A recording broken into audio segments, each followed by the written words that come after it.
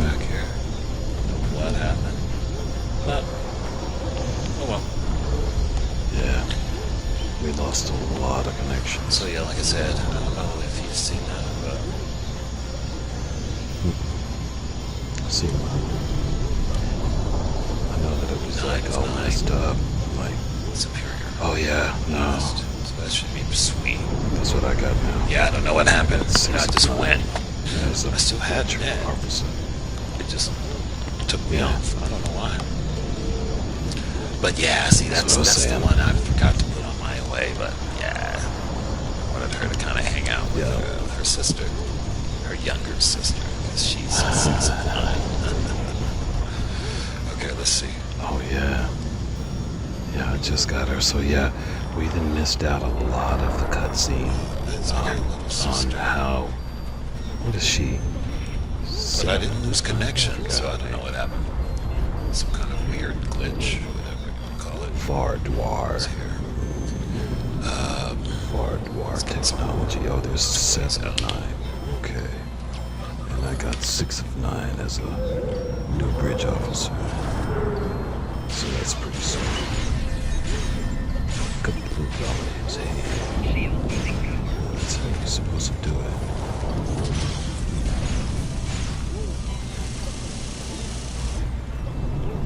Whoa, she's got some nice gun action going on. What's her name? Martha.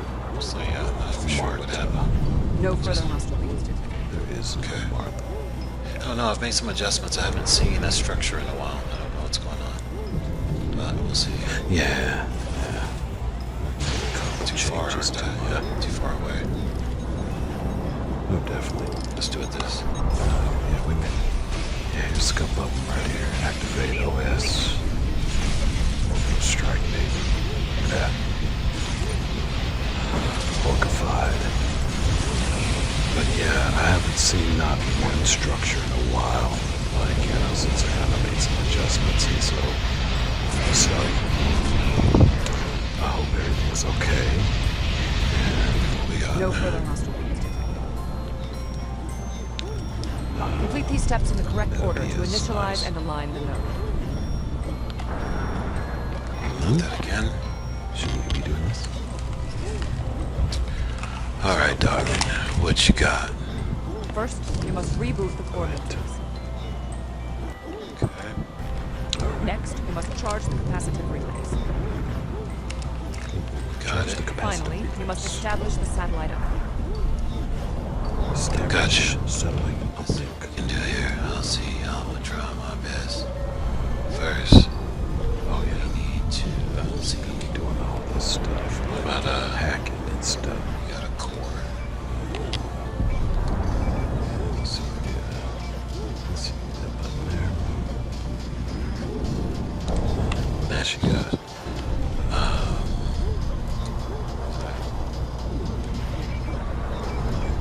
Charge. Charge the relays. Bio. Uplink. Oh yeah. Let's do it. Let's make sure we got some opening. Uplink established. See. Alrighty. I think we got that taken care of. More of these Vaadwaur fire. Uplink. Wow.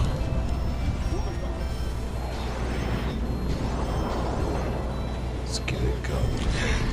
You know, I was gonna say, maybe if they don't see us, then we can just kind of sneak through. yeah, just nope. It's not gonna happen. Let's see. Yes, I've made some adjustments, man. It just, I don't know, it just hasn't. I haven't been the way I used to be. When we first rescued the Vaadwaur, we thought they could be allies. Maybe I take some time, I'm not for sure. Just haven't been myself. Yeah. Haven't had time to go change it either or look at it. Just these missions. Heard I got a guest. When I get back to the ship, we'll have to check that out, see who that is. She just went. Oh yeah, I like some of that firepower she got. Uh-oh, Marta. Someone, please get her from unconscious. Please wake her.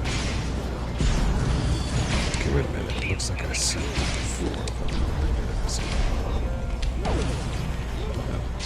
Oh yeah, that's right. We got 7.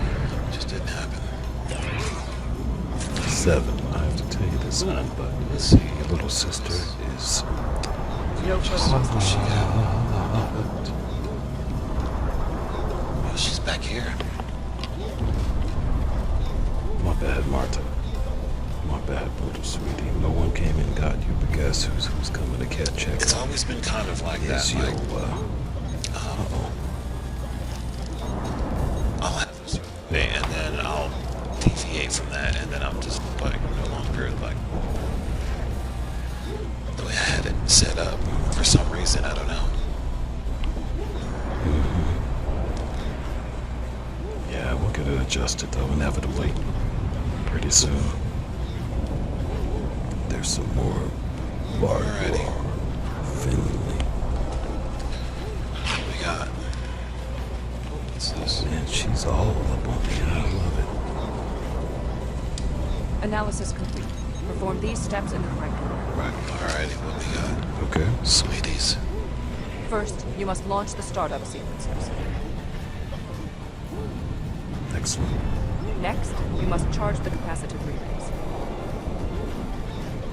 Alrighty. Finally, you must align Sounds the good. main relay. Align the main relay.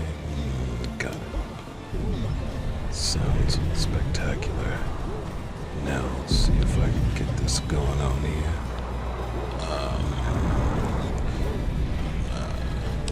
Launch. I guess.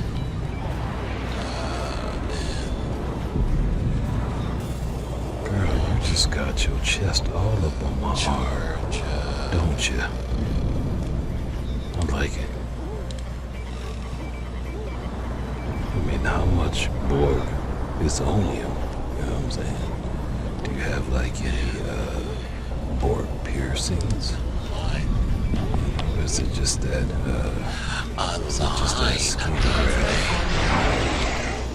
Yeah, I don't know what happened. It just like glitched. Like. rub your chest like that? But yeah, I haven't spawned any boards yet. I'm like, what happened to my structure? Maybe it's because I haven't done it in a while, or it needs to charge up or something. But it just hasn't been doing that. It's just like okay. See, now he's kind of he did that. I mean, doing some double shots and stuff, but I still want my structures. So, still want the structures. I don't know. It might spawn it sooner or later. Yeah, I don't know. It doesn't look like it. Usually that baby will pop inevitably. Oh, here, hold on. Oh, see. 7. Whatever Let me happens, tell you, girl. Let me we tell must you. inform our superiors about the Vaadwaur threat. Oh, we sure will. We sure will. But, okay, I'll concentrate. Okay, I'll concentrate. I'm sorry. It's just, just kind of getting my attention and stuff, you know?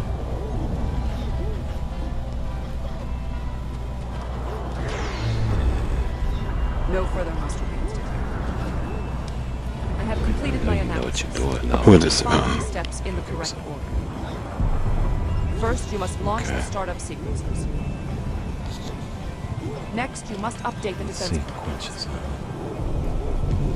And that's the Finally, you must align the main relay. Main relay, okay, gotcha. Let's see here.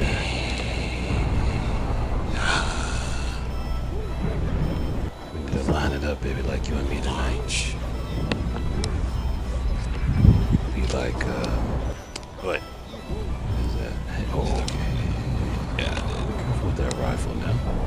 I did. Did I? Careful with that rifle. Oh, goodness. Just like, why you jigging me in the back like that now? You know, I liked it better when you was using your chest. The line. Right there.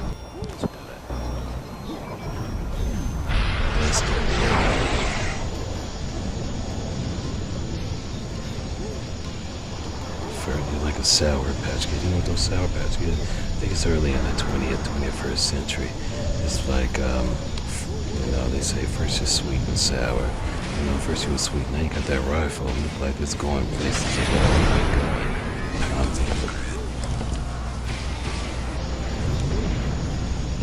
Whoa. Call. Starfleet, I need assistance at the central. Whoa. Droopy lip. Very well.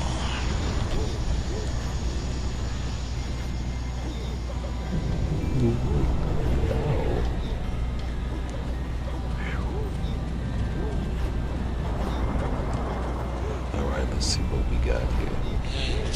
He's always needing assist. Yeah, I know, it's been nuts. But, I mean, Admiral Tuvok asked it's almost like to assist the Callisto. Thought the probability of seeing Vaadwaur was statistically Let me tell you, sugar, they're more than significant. They got some very high significance expression when we start playing with them in Your team did space. an excellent job No getting further the defense nodes back online and realigned to the central hub here. The restart process will take some time, but the defense grid will be active in about 2 minutes. We'd be in good shape if the Vaadwaur hadn't launched more assault. Oh, yeah. Oh, man, what is that, a dot? Did they get a damage over time? Wow. It's like poison, just dropped to the Your floor. team did an excellent job getting the defense nodes back online what and was that about? realigned to the central hub here.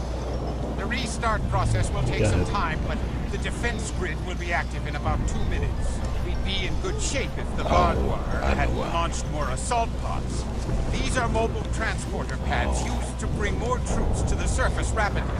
I assume they're coming to stop us from restoring the defense.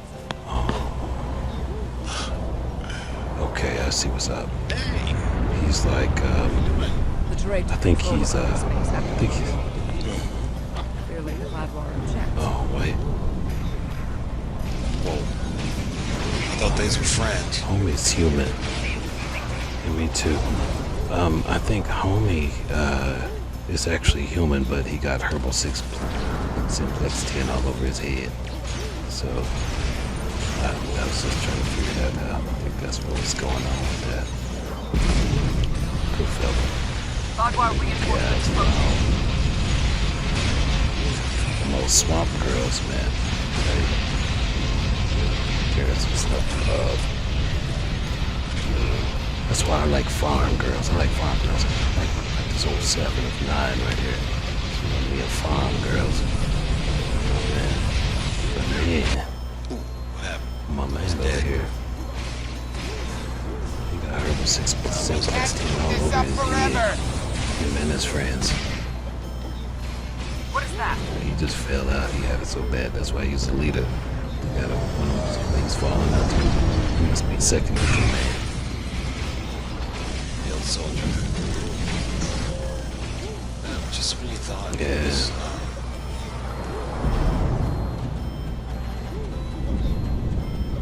Oh yeah, he needs to Yeah, get rid of over that here. Simplex 10. Maybe they gonna try to Okay, cut you shot themselves better out. that time. No, you shouldn't be doing that. Oh, wait, is that friend or foe? Yeah. That's friend. Nice. Friend did the wrong Yeah. thing. Yeah. Usually at that Dawson sphere, they're out there and they're not so nice. Doing it better But at one time. but they're using them No further exosuits just fine right now. Odd. Excellent. Egg. Both reinforcements have entered orbit.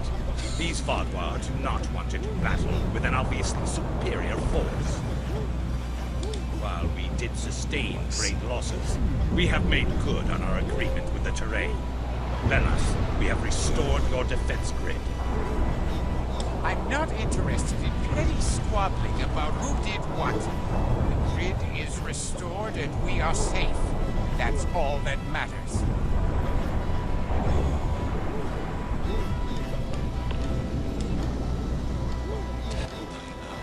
this video. Let's do it. Seven of nine. My We traits, since I detected hit, destruction I at think I, Callisto. What? It was your fault.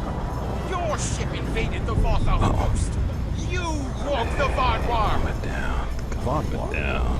Simplex 10 head. Starfleet Intelligence did not consider them a threat. We believe their numbers were few and their technology outdated. Then you were wrong. Yeah. The Vaadwaur have returned, and no one is safe. I see. Not all yeah, the they pretty experiences tough of the in U.S.S. space. Voyager crew in the Delta Quadrant were positive. Captain Janeway made some tough decisions to get her crew home. And more than one species felt like they'd had a run-in with a supernova after she'd been through their space. usually I'll look through it, base it off of certain things. I can see if I have a fast reload core, but it's basically speed. I think I based it off of its maneuverability, but I don't know what's happening to it. It seems like it's just old or something because it went to 0. I know that. I think it said 5 on that before. I don't know what happened to it. Is it degenerating? Or degrading? Not degenerating, but degrading. Unless I swapped them and didn't know. That could have happened. Hey,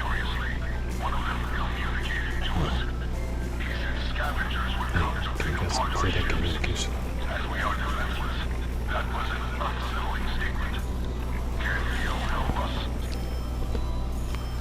This is Cooperative Cube 1138. We are here to help. Cooperative Q. Whoa. Now we're helping Hey, what's up with you little cute Borgs? I guess there's good Borg, bad Cute Borg. Borgs over there. Always doing something nice. I like that. Sphere. Yeah. Wonder how much Borg is she? How much Borg you got left?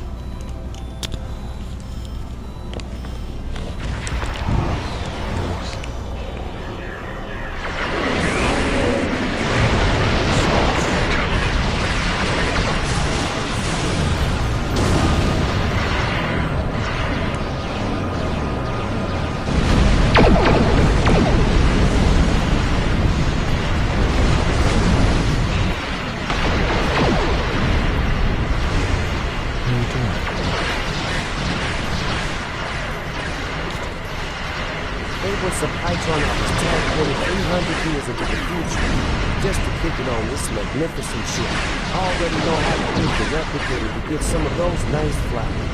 Then tell me something where the studio. You just have to follow the waypoint to the nearest holodeck driven by the ship's computer. Then you can pick any studio you want. Very nice big dog out either wiping up some jams. And the concert deck's going to be popping off in the holodeck soon. But we can go to any studio via holodeck. I know all that, but I'm wanting that Hytron personal underground studio. This baby is nice. What you think, G? Let's do one for the concert. For sure, I'm down with the collaboration. I'll want to not two. And AI Snoop Dogg and Gwyneth from the 21st century is going down. Hold up. What? They're going to think we're fossils from that time period. I was just representing. But I see what you mean. We can just keep out the time we can. Also, what can the crew relate to? Computer brain number available. Personal log of the crew. Chef's personal log. Compliment CC 59 308. Including Bradley S. Copy.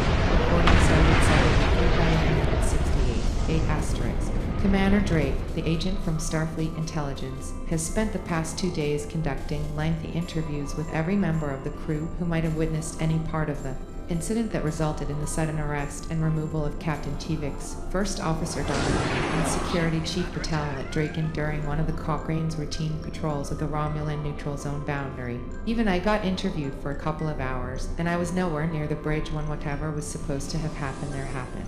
Thank you for coming. Our situation is quite dire. Life support is failing ship-wide, and so is artificial gravity. We're unable to conduct repairs at this time. Can you provide assistance?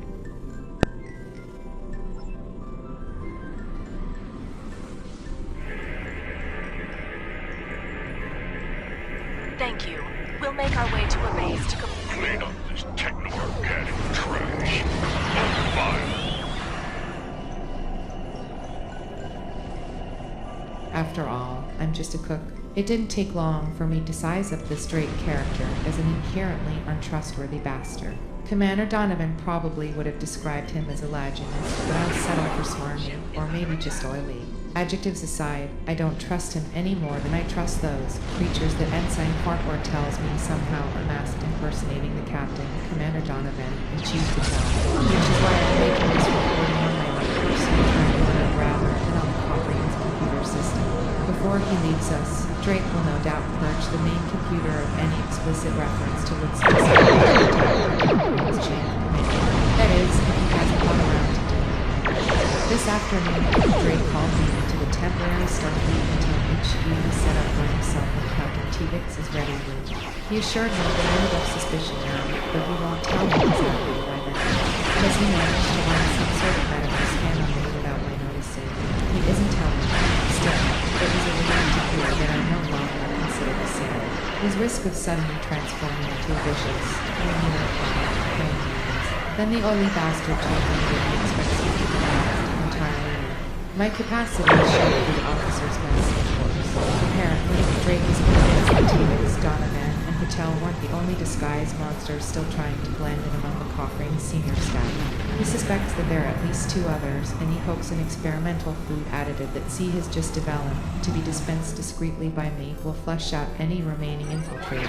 I almost wouldn't put it past him to give me poison to spike the food with, so that anybody who doesn't have to rush to sick bay before dessert will stand with me. Jake Sisko, Data ROD #13, Porphyria Tau SETI Rover 4, just outside the spaceport city of Vaadwaur. A man of early middle age greets me at the city strip of modern hospitality structures fronts a wide swatch of fine white sand borders a preternaturally calm cerulean ocean. A few families and small children stroll the beach and wade out into the peaceful waters. When I turn my gaze inland past the door, I see groves of slender Kaffirian apple trees swaying gently in the warm breeze. Although this place is the stuff of policy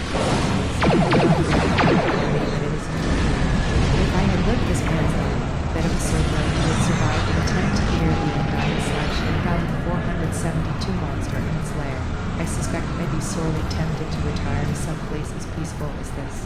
Speaking with a faint but unmistakable Texas twang, the man introduces himself as Paul Stiles, a former Starfleet ensign turned enlisted private in the Assault Command Organization during the hot part of the Vaadwaur. He tells me he's now a Master Sergeant, retired, though not always on his back. Stiles' handshake is as firm as Duranium, and his eyes, for some of the memories large and inextricably intertwined, look every bit as gray and unyielding. His gaze, though superficially warm, only barely conceals a cold, distant past that reminds me of the million-mile stare I've seen in the eyes of Jedi soldiers. I can't quite tell whether his smile indicates genuine appreciation for an opportunity to record his combat experiences for posterity, or whether he's merely eager to get this interview done so he can go back to the business of putting the horrors of the world. After we've been speaking for a few minutes, I noticed that this man often strives to what I call military briefing, and emotionally underhanded, stick to the facts mode of communicating, and the strained, melancholic silences of a soldier of football. With survivor's guilt, a man who believes that he somehow let his fallen colleagues down by making it safely home. I've encountered a lot of people like this, no matter what their counselors may tell me, no matter how unchristable. Pike medals of valor such men and women may receive. They will never measure up in their own uncompromising eyes, simply because they failed to do the impossible. I noticed right away that Sergeant Stiles is quick to scowl at my freely admitted ignorance of military lore, and that he is plainly uncomfortable hearing anything that sounds remotely like hero worship. Recollections of combat sometimes make him shed, dare visibly, making me wonder if the Endines stalk him in his dreams even now. But he doesn't quite fit the profile of a chronic post-traumatic stress case, since he frequently dons a warrior's bluster his boasts might impress him when gone, though they sometimes make him sound as though he's really whistling, or perhaps shouting, past the graveyard. But he is also able to shout, and I get the feeling that he does so in response to some private joke rather than to any of my questions. I find that strangely reassuring. It almost makes me feel this sense of hypervigilance the man radiates, almost but not quite. You are a junior officer on a path toward a solid Starfleet career. Conflict entered its market. I was an ensign, but A junior tactical officer with pretty good prospects for promotion. I was expected to be career Starfleet. There's always been a Styles with me in the service, going back to the Romulan. And we were a clan of wet-footed, wet-nanny sailors before that. So with all the tradition behind you, why did you transfer over to the Maka?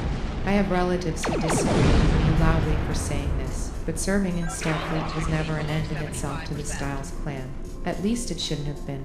I always saw it as merely a means of keeping humanity safe from whatever big bad might be out there sharpening its claws, getting ready to snuff us out, be it Para, Noids, Indi, or Romulans, or those giant three-legged stick-bugs who call themselves the Undying. But Starfleet was heavily involved in an Undying war from the very beginning, just as it was in those earlier wars with the Zindi and the Romulans. Mr. Sisko, theirs involved, and then theirs committed. Those two concepts don't overlap as much as you might think in times of war. The difference between them is the same thing that separates the chicken from the pig at an old-fashioned breakfast. You see, the chicken is involved with breakfast, but the pig is committed. That's it exactly. I wanted to be closer to the real action. Not sitting on the bridge of a ship, launching torpedoes by tapping some tactile interface. So you wanted the pig's greater commitment to the cause. But if you play that metaphor out to its conclusion, you're talking about a level of audience wrong. Suicide mission. As a Mako infantryman, you have to be as old as the Trojan. Like the guy who should be instead of the other way around. And that's assuming that you are going to pick up. I've lost count of how many of my buddies were either vaporized in space or buried in some godforsaken Nova world after a slash from some tribe's claws left him full of cooties that ate him from the inside out. Trike, Kingston, three-legged Dino. You know, the Undying.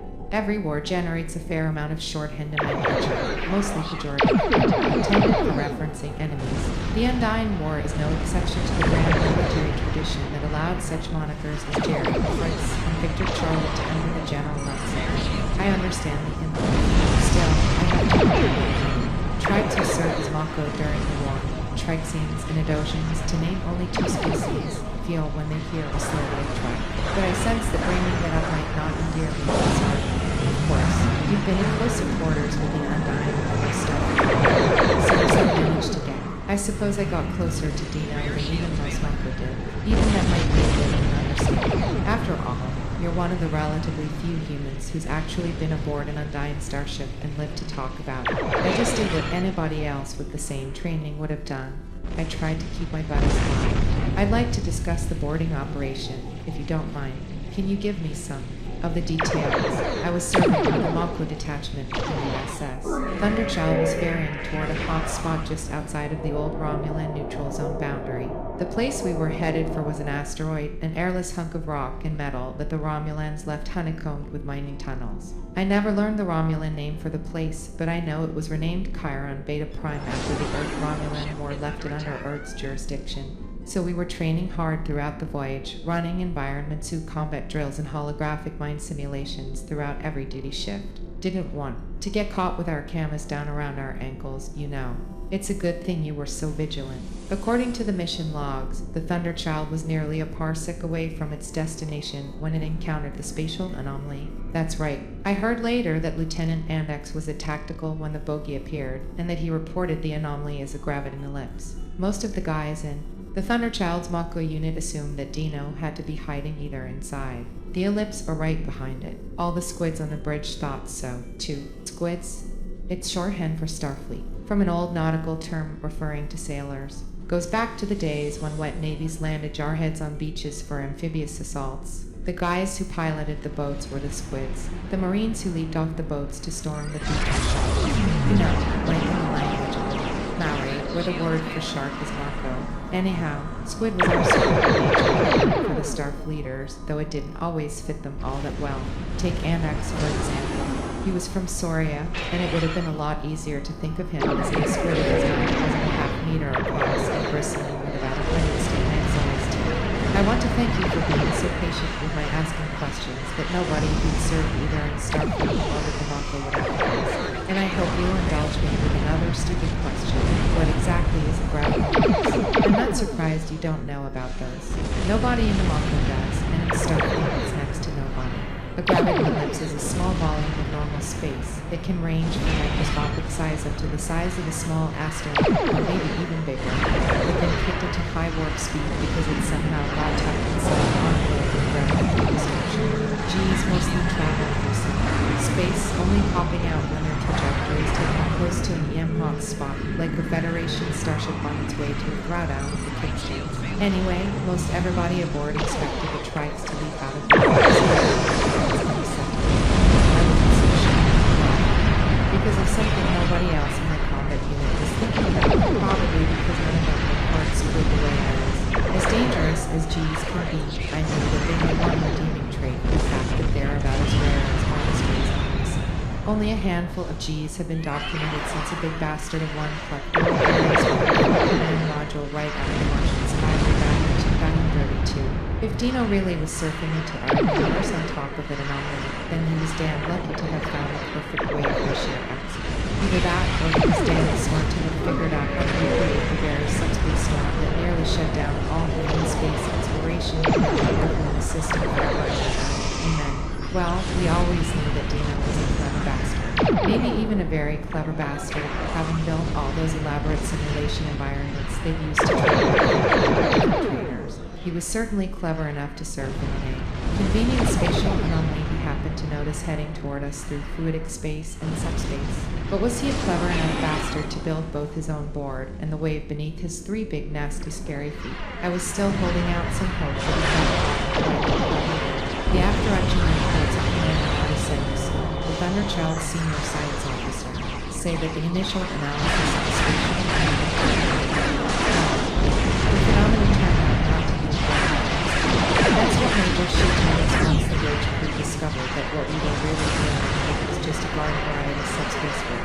I would have been relieved to hear that, but there wasn't time for that because the rift opened up. Various specimens to clean up. How irritating.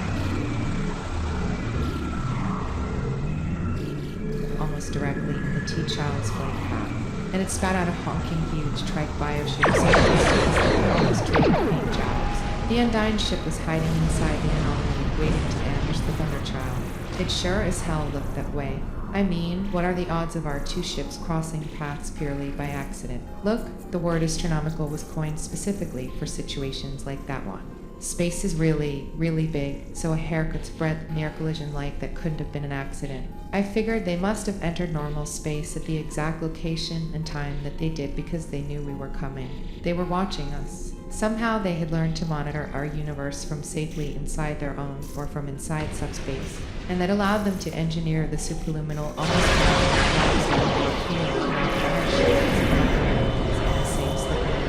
like I said, Dino was a very clever or a three-legged alien grasshopper from the darkest pit of hell, that is. Before you boarded the Undyne ship, did you get a good look at it from the outside? Hell yeah. I saw way more of it than I wanted to, as it turned out, inside and outside. Neither one are sights you ever forget, no matter how much you might want to. I got a good, long look at the thing's hide. You have to call it that when you see it up close, since it resembles crocodile skin a lot more than it does home. Metal, because one of the systems that went down during the near crash was the transporter, so beaming a combat team inside Dino's ship simply wasn't an option. Fortunately, Major Shi and Sergeant Ogilvy had worked out a plan for this very contingency. He did an old school board.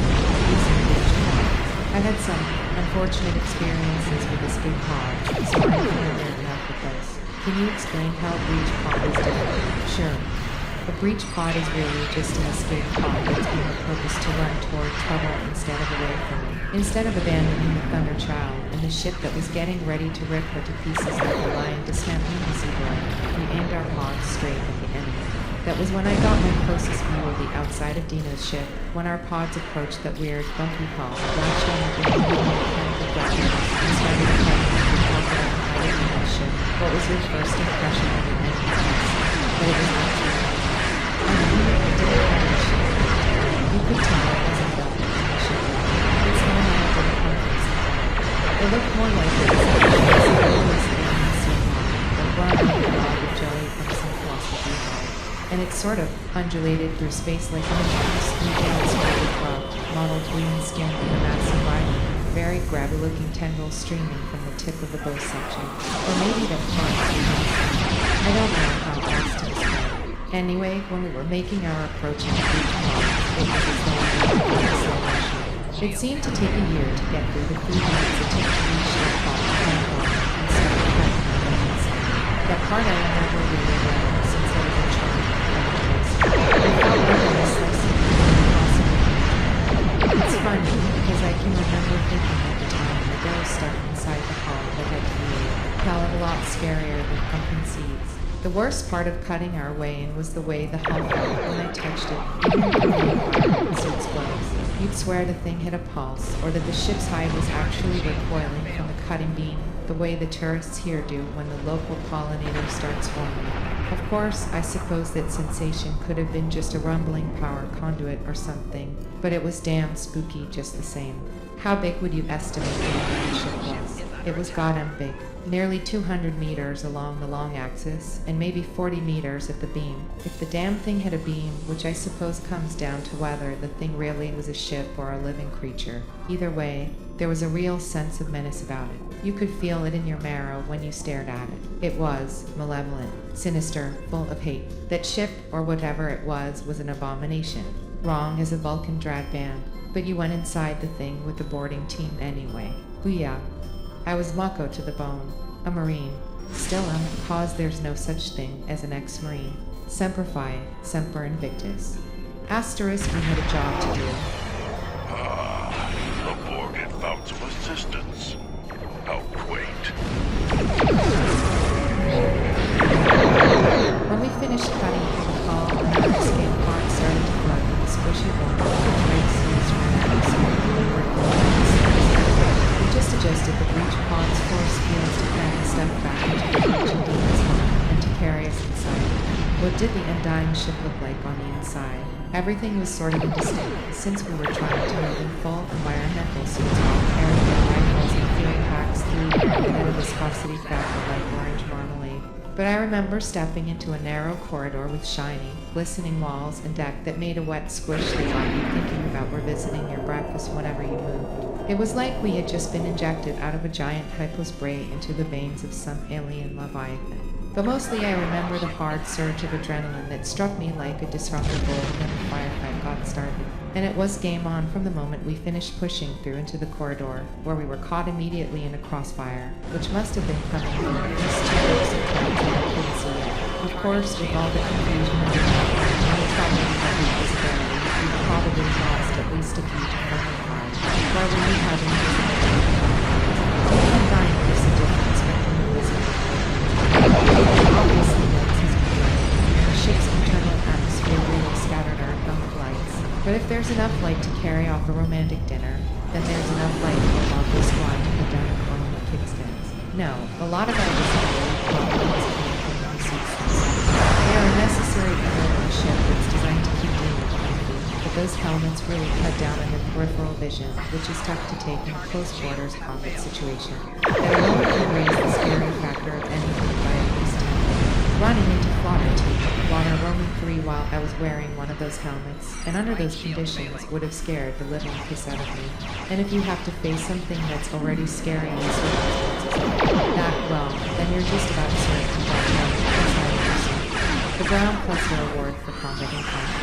You were lucky you had enough time to get your breach pods into position on the hull before the Undying managed to charge up their ship's external weaponry and open fire on you. We were already slicing up the high, trying to spark them clear of their tubes.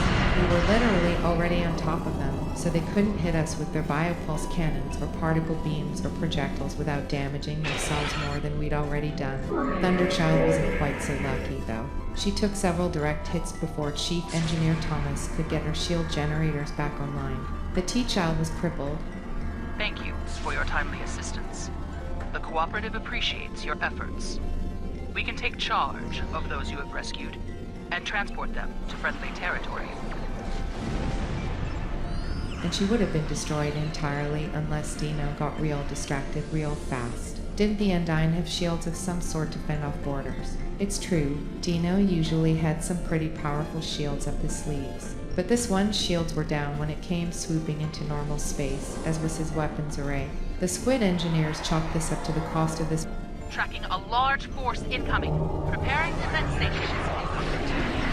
particular type of ambushment, which temporarily disabled both ships, at least to some extent. The kickstons were evidently dampening their systems would recover faster than the teaching. The tribes were right about that, at least in terms of defense. You mean they hadn't taken the Mako effects into account? Well, I wasn't counting on it at the time, just hoping, and with a pretty fair degree of confidence, even I mean, there was good reason to hope that they'd have real trouble coping with the Mako. After all, we've heard a lot of and scuttlebutt about the great lengths the trikes had gone to in trying to infiltrate Starfleet. But nobody's ever found any evidence that they'd An absence of evidence isn't evidence of absence. Starfleet Command once thought they'd made their ranks infiltration proof, only to find out the hard way that they were wrong about that. There's a first time for everything to end the mission. I guess we'll have to wait and see. But if you ask me, I think Dino might have decided he just couldn't quite pull off a convincing impersonation of a Mako. Not after receiving the stern talking to that we delivered that day. Maybe from the time forward he decided to spend his time going after easier targets. About the combat itself, what kind of tactics were effective against an enemy like the Undying? The squids used to consider a lot of our tactical plans unorthodox, until they saw them working in the field when standard procedures failed. I'm talking about a number of engagements with the Borg, the first of which left us sadder but wiser. Like Major she used to say, the judgment comes from experience, and experience comes from bad judgment.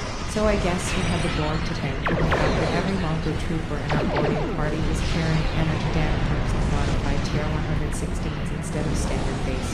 Can you mind describing the TR-116? The TR-116, my sweetheart, it's a piece of warfare technology.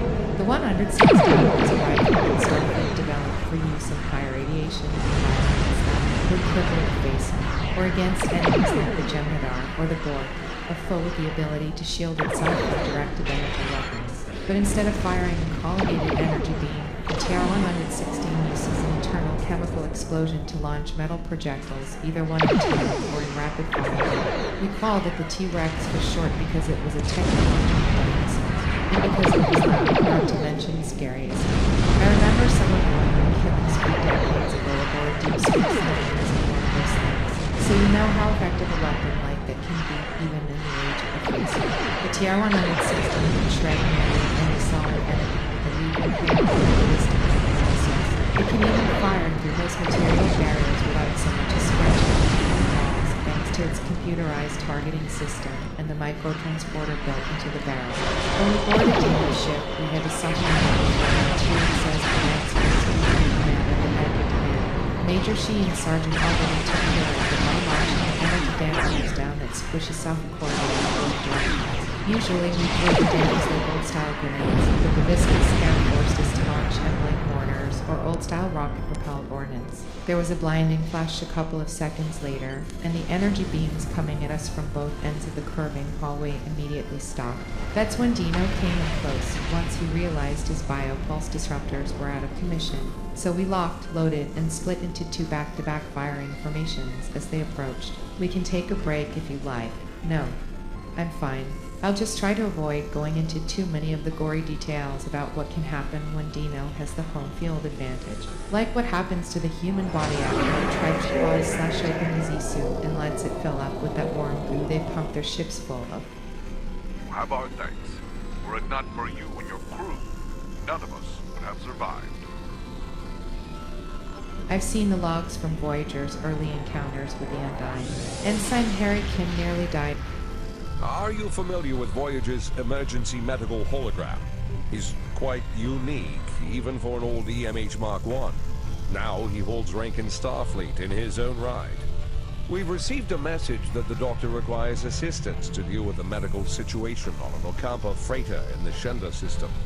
He's currently en route in one of Voyager's shuttles. Normally I'd send a medical vessel, but we've seen a spike in Vaadwaur attacks, and I want to make sure he has all the resources he'll need. Could you go to the Shenda system and assist the doctor? after one of the creatures injected him with some sort of enzyme that started consuming him from inside. Nearly died. Huh. Dino must have learned something from his scrimmages with the Voyager squids. If the trikes we fought got their claws on you, you were toast. No, nearly about it. Didn't your TR-116s at least discourage? Pleased to meet you. I scanned your service record before your arrival. You've been in quite a few battles, haven't you? Oops. Yeah. About the strain you're putting on your medical crew before you charge into combat? Of course you don't. No captain ever does. We've been hailing this Ocampan freighter for some time, but we're not getting a response, and our sensors cannot penetrate their shields. Their initial distress signals indicated that they were suffering from Paranesti measles I can treat it easily if I can get onto the ship. Now that your ship is here, it should be trivial to board the vessel and assess the situation. Transport me aboard your vessel, and then my shuttle can return to Voyager.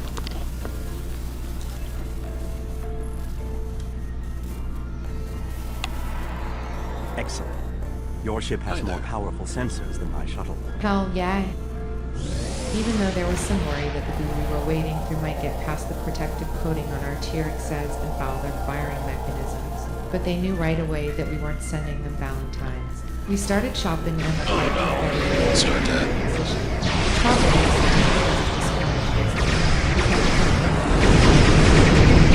when they got close enough, those claws would fly faster than anything right to them. Especially something that spent its life submerged in pressurized jelly. They fought like demons for every centimeter, and a few of them kept fighting over the ground, pieces right in front of it. They just climbed the ocean, and all while the ships their dead just seemed to and they barely slid back into the pile of red buildings and straight back. One of them got close enough for the space. But thanks to my husband, all I could smell was my. To this day, the scent of sweat in confined space. See what that does to him. Oh, I get missed him or something. Takes me right back to the time and place. That you made it through that time and place. And made it back. That says something. Maybe something that I learned at this scrap of rock that I remember the rest of this life and the next. Or maybe it says that the universe has a perverse system. We lost a lot of good Marines in that battle. Better. Men and women than me, and smarter ones too. People with families at home waiting for them. The major and the sergeant both fought on the tribe ship minutes ago. Clark, I'm sorry. Not your fault. Snavely was the first to be. Those things again.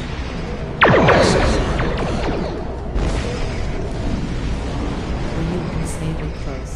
No. Corporal Snavely was insufferable.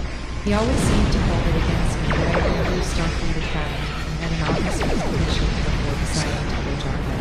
Thought I was a poser for insisting on entering the Vaadwaur as a non-comm instead of an officer, which I could have done with it. Snavely and I closed together. Not about anything important, you'll understand. Just philosophical stuff that seems kind of simple. What kind of philosophical? War and peace. Are any of the alien races out there really so different from us that we can never find? I tended to take more realistic stuff Snavely always took the more conservative line, which was really nothing more than Mako conventional wisdom, at least for the most part. Snavely was just a bit louder and more obnoxious in talking up that philosophy than most of our intended to be. It's not that we love the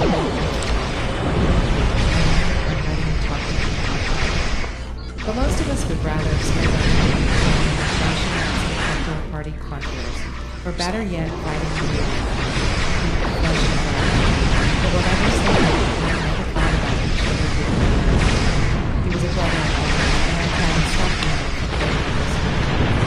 None of us here. We weren't even able to get his body. They're so fast. Look at that. Just.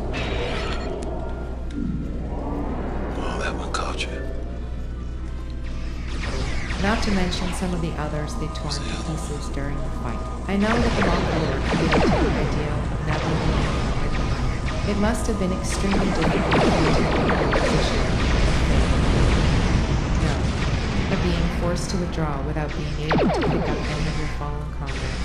I suppose that's one way of looking at it. Your assault on the Undying vessel can hardly be called. The enemy clearly sustained the biggest losses, and you and others made it back alive and were decorated with conspicuous honor. We just did whatever seemed to make the most sense under the circumstances. There were a few of us left after Dino finally saw the better part of Badlands, but we'd taken heavy losses. 3/4 of us were already over Vaadwaur, and we were running low on ammo. Then our corpsman's check order registered in the Borg had activated his auto-destruct system. Since we were in no position to secure the ship would prevent the explosion we all almost believed, it wasn't hard to be persuaded to neglect the breach pods, which were about to become escape pods. Judging from the after-action reports I'd read, we were the one who had to do most of the persuading. Even for those in suit helmets, I could see a lot of blank. We just lost both the Major and the Sergeant, and everybody else at the top of the chain of command. Somebody had to take charge, or else we'd all have been blown to quarks, just like all the Kingston's who managed to run from the teeth of our teams. So we left the scene of the less than a minute before Dino's ship went up in the biggest fireworks display since the Coda supernova. Thunder Chow, or what was left of her, do you suppose any of the Undying managed to escape from their ship before I did? I sure as hell don't. And not because I've got no commitment to fighting Dino into becoming unhinged with hatred for an old foe in an old war that ended years ago. Even though for some time afterward I still felt committed to ferreting out every last kickstand and wringing his bony neck with my bare hands. I'm not here to judge your motivations, Sergeant. I'm not a Starfleet counselor. I just don't want to leave anybody with the impression that we Mako are nothing but bloodthirsty, chest-thumping killers. We're warriors. There's a big difference between those two things. If you don't already understand the difference, then I suck. Just you spend some time hanging around with Nausicaans. Assuming you survive that and move on to the Klingons next. There's no comparison. But I'm wandering off, aren't I? Retirement must finally be turning me into an old man. Now, where was I? I think you might have been about to drill down into your reasons for hoping that none of the Undying survived your engagement with them during the voyage to Kai. Ron, Beta Prime. Right. The reason I still hope to this day that... Where you guys been? You mean you've been here all along? Oh, you little busters. Look at that. They were here. Greetings. I am Gol, leader of the Vaadwaur. Or did they just come from the overzealousness of my soldiers. This action was not authorized. I'm pleased to finally meet you. It appears your presence here in the Delta Quadrant has inadvertently caused some conflict between us. I would rather avoid any more unpleasantness. Willing to meet with me face to face. That is understandable. You have a location in mind? There are not many areas of the Delta Quadrant where my people are not reviled.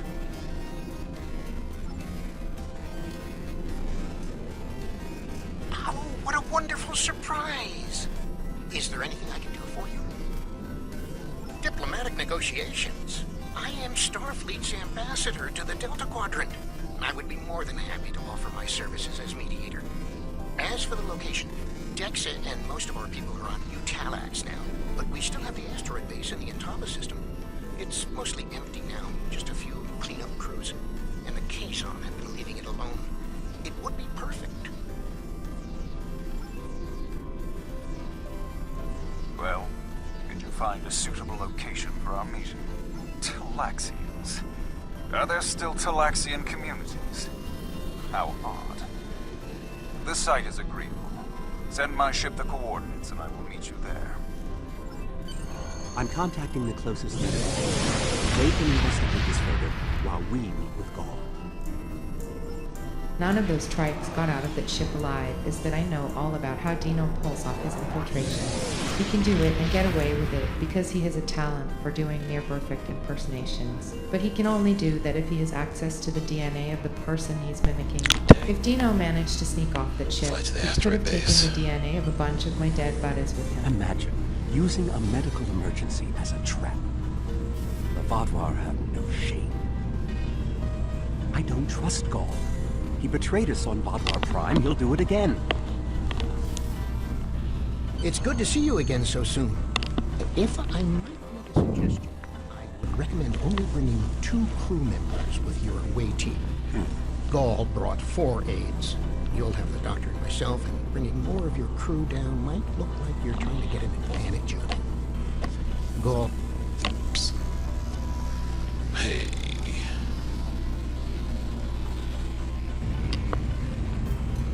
It's so good to see. Doctor, it's been 30 years.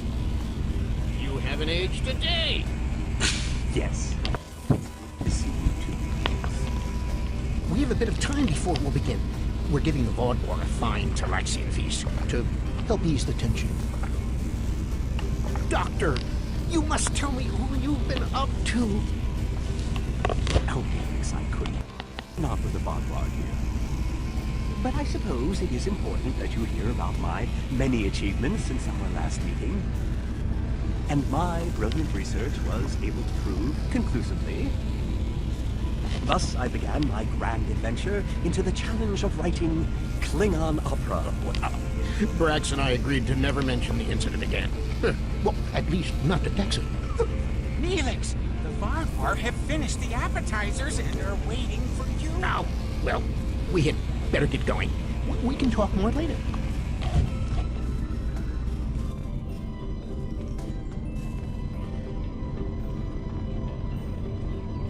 Do you remember Chef Jolax from the last time you were here? He's the one who's been serving the Vaadwaur their fabulous appetizers. Full bellies make for good conversation, I always say. He told me that Gall is a little grumpy, but I'm sure you can handle it. Gall is in the command room now, waiting for us. Jolax should be back soon to take everyone's orders for the main course. Me. I'm always grumpy.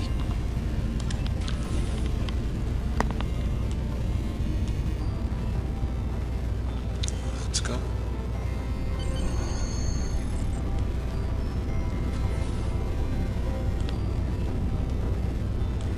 Then assist the doctor.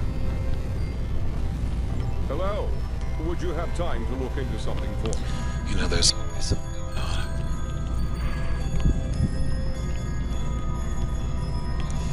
way out.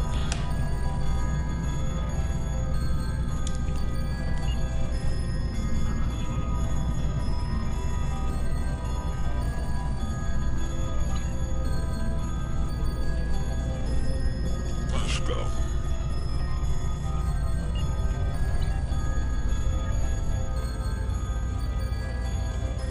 Ah, at last.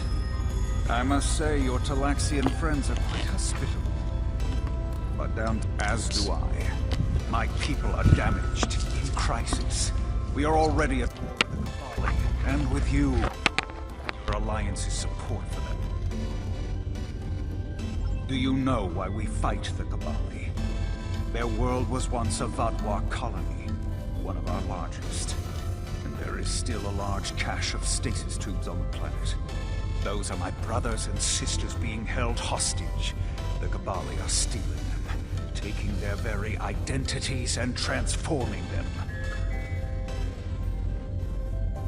The Cabali would rather watch us die and use our corpses as fuel for their unnatural corruption.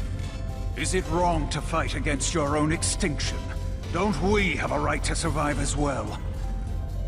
There can be no peace. Not after what they've done. Are you suggesting we are weak? That we should just lay down and die for them? No, we will not.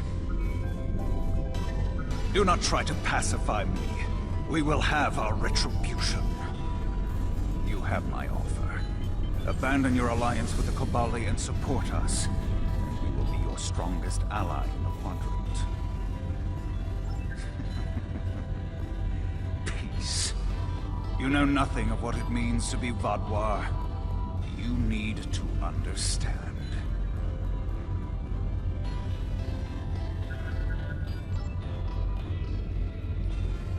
The Vaadwaur have endured too much to make peace.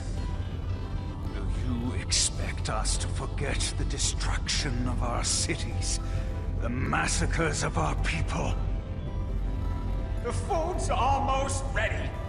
What would you all like for your main course? You need to understand even the smallest fraction of our anger.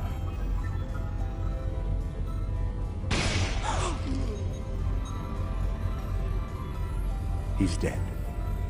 I'm sorry.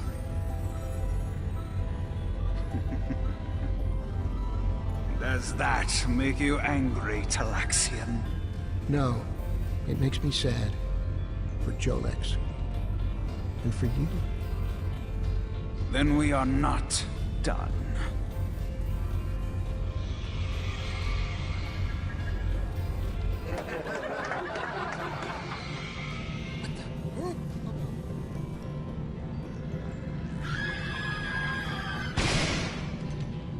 Time only to save one group? I have choice. I would go with you, but I cannot leave Neelix alone. And time is of the essence. I'm afraid you'll have to go on without us. No. I'm going. I can't sit by and let the Vaadwaur kill my friends. I won't be a burden. I promise. I have to do this. And if that's what really happened, then there's no way to stop him from using the DNA to make doppelgangers, very close copies of human beings that are actually pure, to still Dino, at least under the skin. But I thought you said you considered the Mako to be infiltration proof, and you said there's a first time for everything. Well, you're probably right about that. I mean, just because something hasn't happened yet doesn't mean it can't happen. Even now, so long after the end of the war, when something can give so many people so many nightmares this many years later, you have to ask yourself if the war is ever going to end, at least while any of us who side up close and personal are still on the side of the grass. Suppose you do bump into one of your Mako buddies who was confirmed to have died in a battle all those years ago. That person would have to be a disguised environment by definition. Do you think you're prepared for that? I don't know if anybody can ever really be prepared for something like that, Mr. Cisco. But if Dino really does try to use DNA from my Mako unit as cover for one of his spies, I'll rely on my training and do whatever has to be done. That's what commitment is all about, after all. Anyhow, if Dino ever actually sends one of his spies in human clothing my way, I only hope he sends me one that looks just like Snavely, still carrying a grudge against your old faithful. No, it's not that. It's just that I hate having to admit that the bastard seems to have won that running argument we used to have about war and peace. Sharks once with zero. It's a little disappointing, is all. Maybe deep down you're really more squid than shark. Maybe. But Dino taught me that the big bad ocean we all have to swim in is a lot safer for sharks than for squids. The problem is some fish are so big and nasty that they can gulp and go down, squid or shark, in one shot. I decide to wrap up the interview quickly after Styles' final mention of Snavely's name. That's because a wicked-looking knife, apparently concealed in Styles' sleeve, appears in the retired sergeant's hand as though conjured by magic. An almost predatory grin. Like, I'm trying to use that, and a piece of fur hops out of my thing. Runs off. It's going. Something trying to.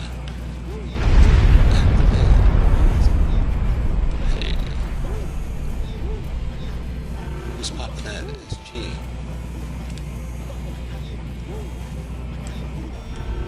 Slowly spreads across his face as he speaks of the possibility of encountering an undying replica of one of his fallen comrades. Needless to say, I feel intensely uncomfortable, though I do my level best not to let Styles know.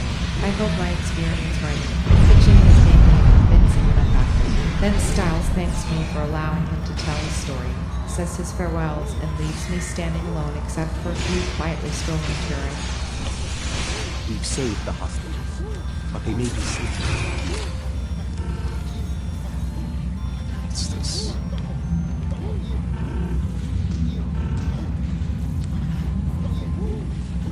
We'll do that. That's 7, that's not our 6. Burgers. Till the hostages.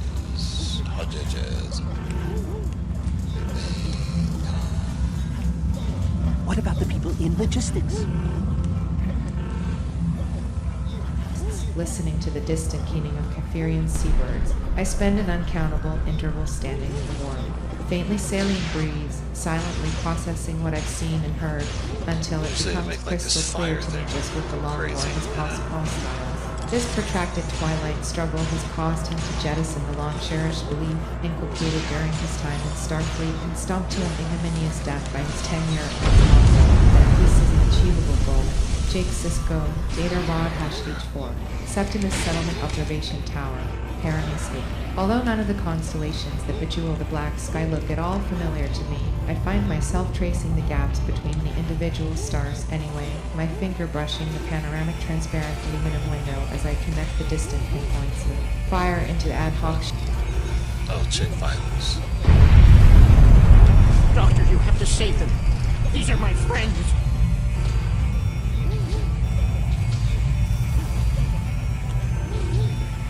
They are beyond my help. I'm sorry.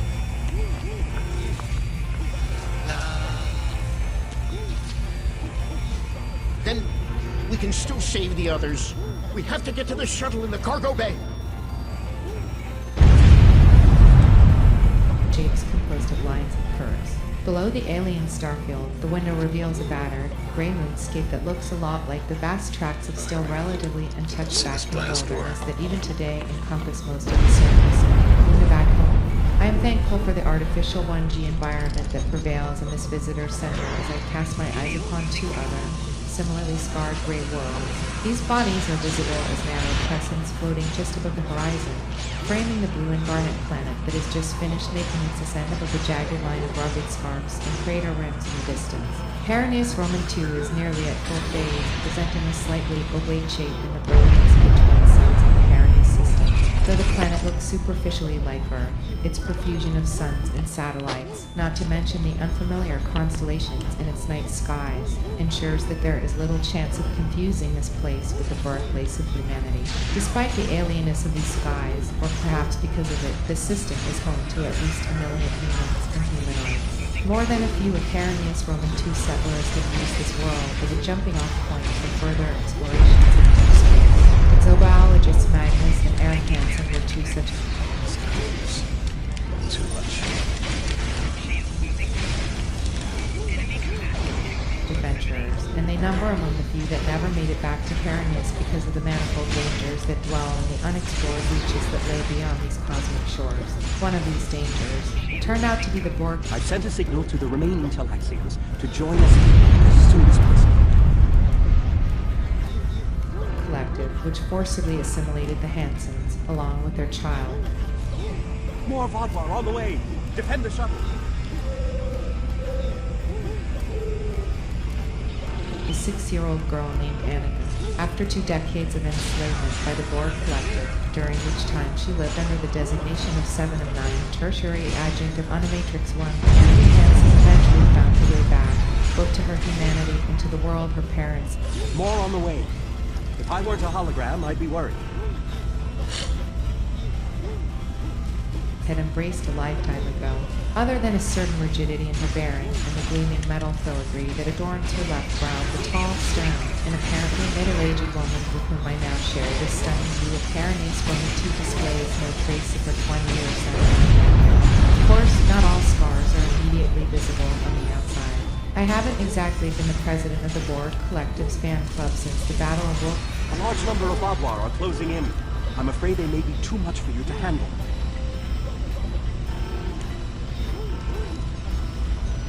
The Turei are here to assist. After this, our debt to you is repaid. That's timely. Here come the Vaadwaur. 359, so I am thankful for that. We could have met on the planet itself, but I missed. Hansen asked me to speak with him here instead, where our viewpoint seems decidedly limited. Or perhaps origin would be more accurate. I find myself wondering which of the 2 adjectives is most applicable. The Vaadwaur have been repelled. I would have words with you before you continue.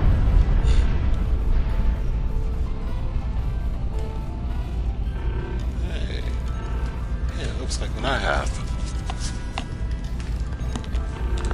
Our help does not mean we are now allies. We are repaying a debt. Our ships are currently engaging the Vaadwaur fleet. It is unsafe for this shuttle to launch until they are defeated. We return to our ships, I suggest you do the same. We will provide cover for your ship so it may drop shields to transport you.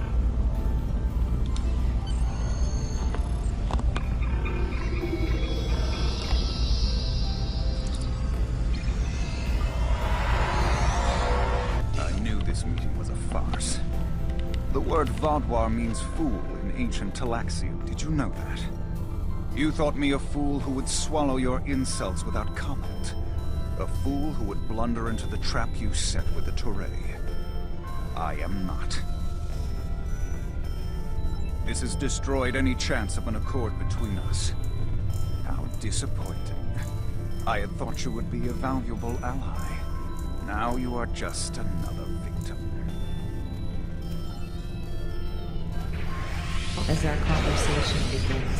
Many years ago, I famously predicted a wave of new Borg attacks, even as Starfleet was disbanding its Borg task force. I do not always enjoy being proved right, particularly where the Borg Collective is concerned. Don't worry, I wasn't expecting you to gloat. Gloating is inefficient as well as inappropriate. However, I suppose an attempt so. We left Starfleet over their assessment of the threat posed by the Borg. With Starfleet's Borg task force disbanded, I believed I could accomplish more in terms of maintaining the Federation's readiness to repel Borg incursions by accepting a position at the Daystrom. During those years, you said very little to the media, either about the Borg or anything. Did you continue to offer advice to Starfleet concerning the Borg even after you took the Daystrom job? I did, but the effort turned out to be wasted. I see. Resistance is good. How very droll, Mr. Sisko. But you are correct. Clearly, Starfleet Command is under the most defense until they get it to you. But I thought you had come to discuss the conflict with Species 472. Just 7 seconds. We would have encountered the species if not for the Borg. Let's go back to the beginning. You were present when Voyager made first contact with the Species 8472. Other than Admiral Tuvok, you're the only person I knew who was still referred to by the Borg designation. I was Borg from the Borg. The collective leads lasting and only the ones who managed to escape. The Borg and the Undying were deadly enemies from the time of their first meeting. We were still part of the collective. Yes. First contact between the collective and Species 8472 occurred on starting 50,772. I was still serving as the tertiary adjunct of Matrix at that time. That must surely give you a unique perspective on the Undying. I was among the first to witness just how formidable Species 8472 can be against anyone they consider an adversary, even against an enemy as powerful and as determined as the Borg. Born the Undying, the only species ever successfully resist Borg. Species 8472 was the first such species. The sound is the most spectacular. I would argue that there already is at least one other such species. In my estimation, that could change, of course, once the collective becomes very big in its efforts to assimilate us. The possibility always exists that they will overwhelm us eventually with sheer numbers. Well, at least it's nice to hear that resistance is not entirely. Only unpreparedness and complacency are feasible, Mr. Sisko. Any other measure, however difficult, is worth considering when confronted with a fundamental enemy such as the Borg, or Species 8472. Humanity's so-called resistance to Borg assimilation, or even to outright destruction of everything, is actually a lot of hard-fought, bloody battles. But the Undying's resistance was another thing entirely. How were they able to thwart Borg assimilation so thoroughly and so early in their relationship with the collective? Species 8472's natural immune response to Borg natural immune response looks like an understatement. The Undying didn't simply beat the Borg back during that first fight. They wiped out whole fleets of Borg cubes, millions of drones, entire Borg planets. Indeed, Species 8472 handed the collective its first serious defeat in many millennia. In fact, they posed a serious existential challenge to the Borg as a race. That gives us at least a rough idea of how serious the Undying threat was to the Federation. It seems that they posed an even bigger danger to us than Borg. Earth escaped Borg assimilation twice, and at a tremendous cost of reputation. but during the first round of their fight with the Borg, and yet not even the Undying were able to wipe the Borg out entirely. Of course not. However, species 8472 might well have utterly exterminated the collective had the Borg not adopted a technological countermeasure developed aboard Voyager. You're referring to Captain Janeway's decision to furnish specially modified nanoprobes to the Borg in exchange for Voyager's safe passage through their space. Some have called Janeway's bargain the devil that was ultimately responsible for the design of the They named Janeway created the deadliest virus of the Federation that respectively Captain Janeway did the best beyond possible at the time, given both the responsibility for the safety of her crew and the incomplete nature of the information she possessed. She did not discover until later that the Borg was about species of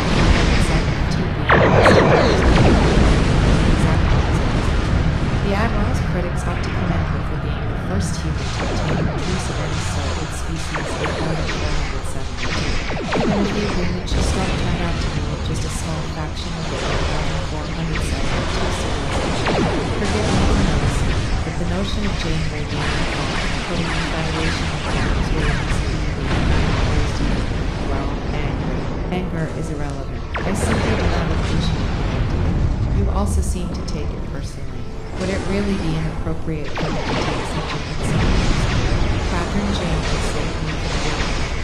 Although it was often a difficult and painful she deserves respect, not ignorant criticism, and she most certainly does not deserve to be blamed for 472's attacks against the Federation. That's probably true, but your anger suggests that you think somebody deserves the work that's been directed at I'm not certain I can see the relevance of your question. However, related to Lucy, except for the sake of argument that name should be assigned for enabling species 8472 to become an existential threat to us, directed at the Borg Collective, which you were still a part of when it started its war against the Undying, a war that eventually spilled over into the Federation. Your historical analysis is fascinating, but it is also essentially correct. At the risk of getting too personal, it seems to me that we would soon have escalation in the United nonsense. Blame is irrelevant, Mr. Sisko. The universe and the circumstances that arise within it simply are what they are, and we must rise to face them as they are. It is just that simple. Now, I hope so. I also hope I haven't offended you. Offense is irrelevant, but I have a great deal of work to do, so please get on with the question. Alright, the ease with which the Undying took down the Borg Collective and exterminated it right after the two societies made first contact has always bothered me, since they were able to bounce back from the fall, as they appear to have done with other chemicals they took subsequently. I have devoted a great deal of study to these very subjects, particularly since the start of my tenure at the Basic Institute. However, you must remember that despite its impressive not even species 8472 is omnipotent, and neither is the Borg Collective. But the Undying were certainly powerful enough to teach the Borg a valuable lesson about survival. The Federation needs to find out precisely how the Borg managed to keep them not only during the but also recovering. Be careful what you wish for, Mr. Sisko. Humanity may yet have to learn those lessons the hard way, directly from species 8472 itself. Even Starfleet Command appears to concede that point now, the recent experiences with the Borg having left them sadder but wiser, and more amenable to this. But what I meant was that maybe the Borg could teach humanity a thing or two mount another large-scale when they mount another large-scale not if, but you are otherwise correct. Knowing everything that the Borg Collective knows about fighting off species 8472 is valuable to the Federation. I would favor striking such a deal, though should the opportunity arise, even at the risk of making measures. It is true that there would be a significant such deal. The Borg are not known for their willingness to negotiate deals or engage in trade. On those rare occasions when the Collective does consent to such agreements, it often does not subjects them to unilateral application deal. Only the Borg in one capacity requires extreme vigilance, but it isn't out of the question. Obviously, I cannot speak for the Federation's policymakers. However, I can say that many Starfleet officers in my acquaintance would certainly be capable of considering such an opportunity under the appropriate circumstances. I suppose you might even say that your standing in the house can be seen The smile dances her still supple face as she leaves her final answer hanging in the air between us before bidding the Obsidian Order to the eternal, never-finished work of a professional after for everything else. Voyager is here. Not allow Vaadwaur to escape. Hansen may be or may have been scientist, engineer, and tactical advisor both to Starfleet's Admiralty and to the Federation's top civilian officials. She is a dedicated seeker after portents of imminent attacks by the most lethal imaginable enemies, as well as opportunities to use the other foe's tactics against them. Her obvious sense of Extron's guilt over having helped, however peripherally, to stir up the Undyne hornet's nest in the first place demands that she do no less. As I mentioned earlier, Annika Hansen could have asked me to meet her for this interview beneath the mild, beneficent skies of Paranis Roman II, rather than from the vantage point some 400,000 kilometers of the planet. It's as though she wishes to keep the planet on which she lived and played in a small child of emotionally speaking, even after the passage of all the intervening years. But after having conducted a fairly lengthy conversation with this one, I understand that recently decided that her choice of backgrounds for this meeting was an artifact of the Borg attachment to the military. Her perspective is a perfectly understandable one, especially for someone who has demonstrated she was since her liberation.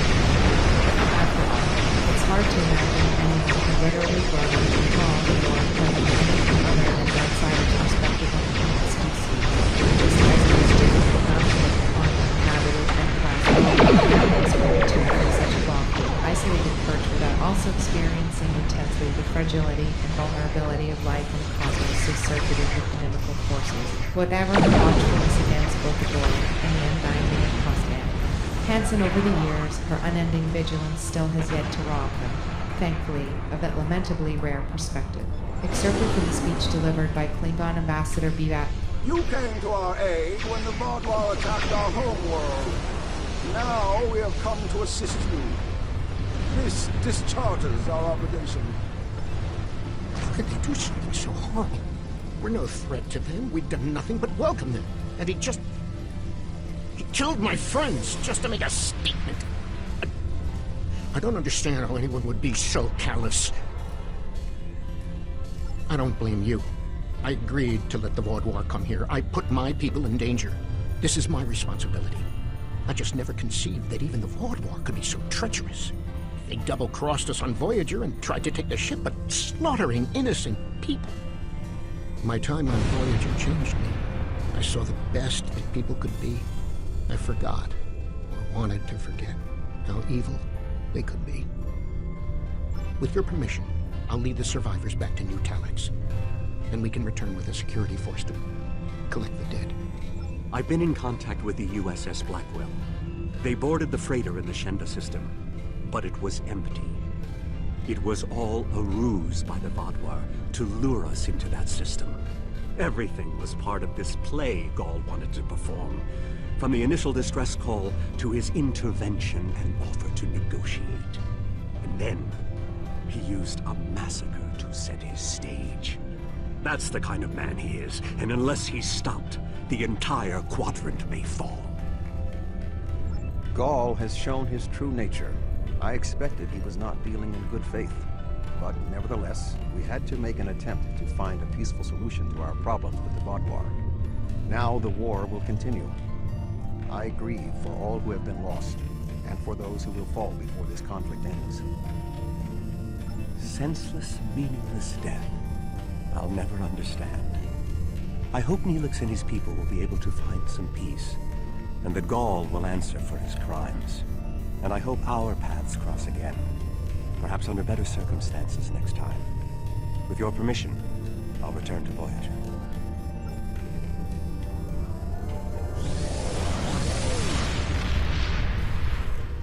Gaul's actions were unconscionable. A senseless slaughter simply to make a point. And he wanted your sympathy. It's clear from your reports he had no intention of making peace, and that he would have twisted anything you said to meet his own agenda. He's a warmonger, and one that must be stopped. Peace with the Vaadwaur will not be attained through Gaul, but we'll keep looking for another way. Perhaps there's someone else out there who will be more reasonable. Gone dark. Good to see you. Let's get to work. The Malon once used this system as a dump site. However, the radiation levels have been dropping. Oh no, Malon. We investigated and found that the Vaadwaur had chased the Malon away. Our intelligence indicates the Vaadwaur are expecting us to deploy surveillance beacons into the area, which is why we have done just that. What'd you do? We've learned they plan to ambush us when we retrieve the data from the beacons.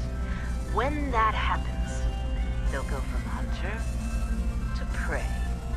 The beacons are now, in essence, Vaadwaur bait. We will counterattack the Vaadwaur, disable one of their ships, and recover the intel data from their systems. We will then analyze the data to determine their recent movements and objectives. We want to locate one of their main bases. So far, we've had little luck in finding where they hole up when they're not on the attack. This should change that. Time's a factor here. Let's get to work and scan the beacons. We wouldn't want to disappoint the Vaadwaur, now would we? Okay, what we got? Before the Klingon High Council on Stardate 66,248, 2 asterisks. My blooded warrior brethren, the Federation, and the Terran and Earth humans, bulking and Vulcans, telling and Tellarites. Coming here was foolish!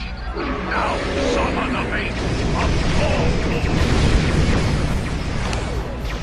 Remembering the Gamorreans who were so instrumental in going back to the pestilence their Captain Archer visited upon our ancestors. There can be no question that the time is right to invade their laws and to revel in the limitations of their limit. In short, the time is come to spend on the edge of Starfleet to slay their so-called defenders, particularly their famous so-called defenders of very lives that will become their enemies. I understand those of you who may object to the time, if not to the intent, as I feel to the mountains or their spirits. Yes, we are presently at war. The ship is disabled. Time to acquire their Or with the Romulu Essingan Romulans, and with the Gorgon Gorn as well. But we are a warrior people. When was it ever not less? War does not inquire after our convenience. It is the only way of life that assures we remain fully, completely Klingon. I trust I need not remind this august body of a fundamental, bedrock truth, TLH and Gamma H. We are Klingons. We are deterred neither by the quantity nor the number of our foes. Yet still, some of you continue to ask yourselves, is today a good day to die? That is a fair question, though it is one that I must answer with another question. Is it not better to confront and beat back an implacable foe? Or is it more desirable to allow the enemy to slowly annex our space, quietly choking off future avenues for Klingon conquest, all the while smiling and mouthing fanciful platitudes about peaceful coexistence? Is today a good day to die? Perhaps the best answer I can supply to the question is this one. It is a good day for the Federation to die. Or, as the great Callisto said, canvas head Kaklaw Torb is why in Capuetus. Better to die on one's feet than to live on one's knees. Jake Cisco, Data ROD #P28, Amherst College, Amherst, Massachusetts, Earth. Professor Timothy T. Palmer is a tall, manly man with an unruly mop of graying hair. His postdoctoral fieldwork in alien psychology and anthropology began half a century ago when he was a junior Mauritian exoanthropological team observing an Iron Age-level Vulcanoid culture on Mintaka Roman 3. Dr. Palmer learned early just how badly awry alien encounters can go even when both sides have only the best of intentions. I got up to a ship and it didn't do anything. Let's try it again. in 2366 when the highly rational yet fearful Mictacans tried to offer him to their gods as a human sacrifice. After the early near disaster, Dr. Palmer's career has encompassed dozens of far more successful alien We have the data. And company. Angry company. Culminating in his current posting as chair of Amherst's Department of times have decided it unconventional, if not downright contrary, to the law and war against the United. Although Palmer speaks quickly and has a no-nonsense air about him, he smiles and against the desk, leans forward across a heaving sea of books and pads and papers to transfer a tiny, guttering flame to a second anachronism, a very handmade-looking environment. Having spent a fair amount of time with looking in types over the years, but not altogether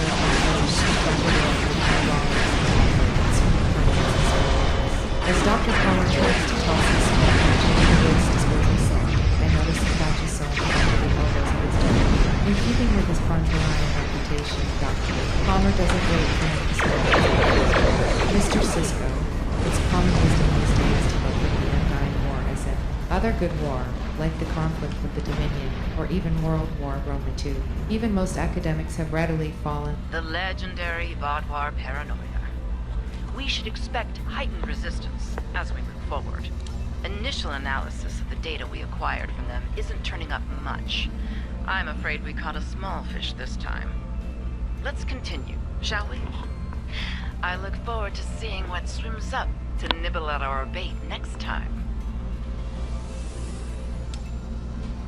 Into this good war trap. Trap, Professor. I mean no disrespect, but what other way was there to look at it? The Allies had to defeat the Axis powers back in the middle of the 20th century, just as the Federation had to defeat the Borg, the Dominion, and the Undying. I'm no lover of war, but you have to admit that we wouldn't be having this conversation if the aggressors in any of those wars, including the Undying War, hadn't been defeated. Of course, of course. Setting aside the Undying for the moment, all the other wars you mentioned were at least arguably inevitable, perhaps even noble. But the Undying civilization is not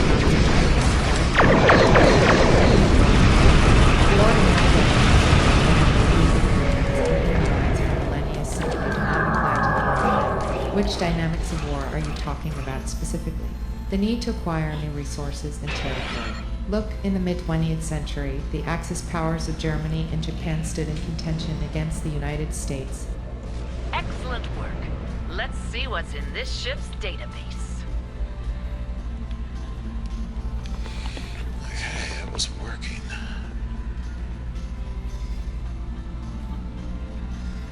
It's weird, man. Oh, it can't be that thing.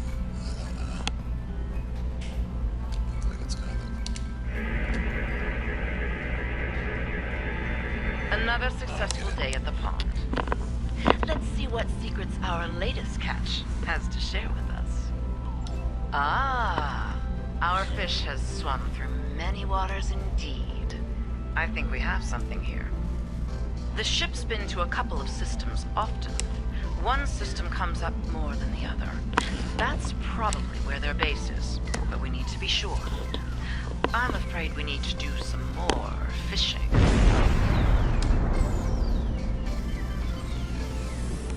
We are fishing.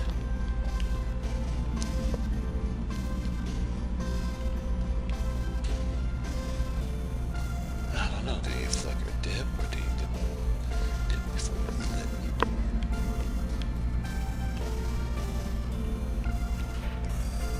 Because we've gone fishing.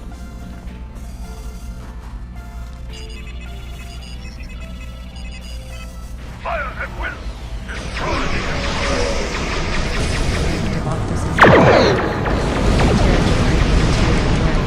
Sharply defined limits for nations bound to a single 40,000 kilometer circumference goal. And perhaps more fundamentally, Bird's World War Roma II represented a clear-cut choice. Should be the last ship we need to get. Between freedom and tyranny. The planet simply couldn't accommodate both the democratic ideology of the Allies and the authoritarian worldview of Axis, since both had essentially the same number of screens together. The same applies to the Borg collective, which had been involved in the whole world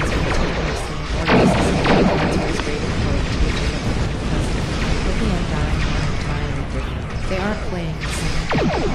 I'll give you that the Undying were a good deal more subtle than the dwarves with their companies much like infiltration.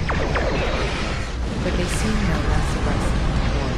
How were the Undying any different, really, or less of a threat? The Undying posed a very real threat, no question, but only because we confirmed their more xenophobic fears by enabling the Borg to defeat them.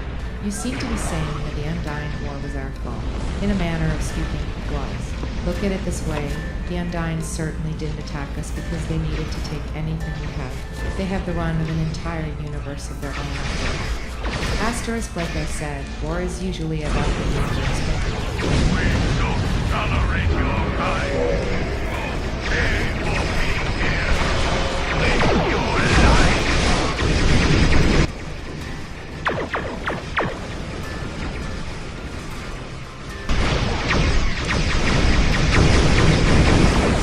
But not this one. Consider the line. Don't make a mistake with them.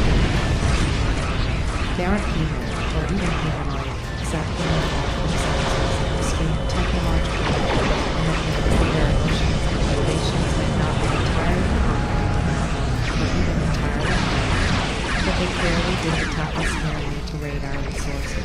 Look, 20 years ago the Undying established that they had all the resources they needed to resist the war, and perhaps to or at least they did it to encounter Janeway created technology that left the Undying vulnerable as never before to a devastating attack by the Borg collective. The Borg gave the first undying species. 8,472. That's right. Undying is species 8,472's own name for itself, rendered in their own. It appears the Vaadwaur aren't amused by our angling efforts. We may be wearing out our welcome here. I'm afraid not. This vessel was assigned to patrol in another and came in response to a distress beacon earlier. It hasn't been to either of the systems we're looking at as a potential base location. It's risky, but I'm willing to cast my line one more time. Will you join me? Language, or at least it's as close as any humanoid speech organ can come to pronouncing it. The word translates into Federation standard, roughly, as groundskeepers, which would seem to imply that they feel a sense of stewardship toward their home realm of fluidic space. That's ironic considering all the destruction they've caused in our universe. There's no time for formalities. A large Vaadwaur strike force is en route to this position at high warp. I doubt they're coming to exchange pleasantries. Expecting. We'll continue this conversation soon. For the moment, I suggest you prepare for the fight of your life. Your time has passed. Perhaps now, at least for now. The CS is they're merely acting as lookouts and watchmen who aren't afraid to pick up their shotguns and open fire. In spite of the non-aggression agreement Captain Janeway struck with them in 2375, Janeway was dealing with only one small group of Undying, so that agreement was never binding on anyone beyond its small group. She never had to deal with she had to see much of an inkling of how many factions and how the country negotiating table in order to secure a system maybe the secret to get them to each other. Maybe first, I don't think so. I truly believe that there's something of a symbol and vice versa. I believe that they are connected to a sense of skill level. Judging from the vast Vaadwaur abilities between us and them, skill might just be the mother of all understanding. For instance, the Undying DNA helix is a braid of 3 strands compared to our 2. They have at least 5 seconds. The bodies are the sensitive,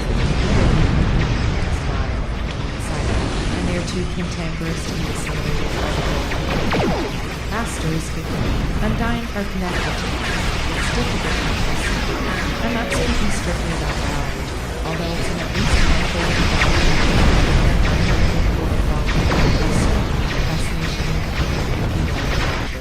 any species that has placed such a large number of other spies in Federation worlds was to know that a certain small percentage of their sleeper agents are always bound to get a little bit too comfortable while living undercover in a Perhaps...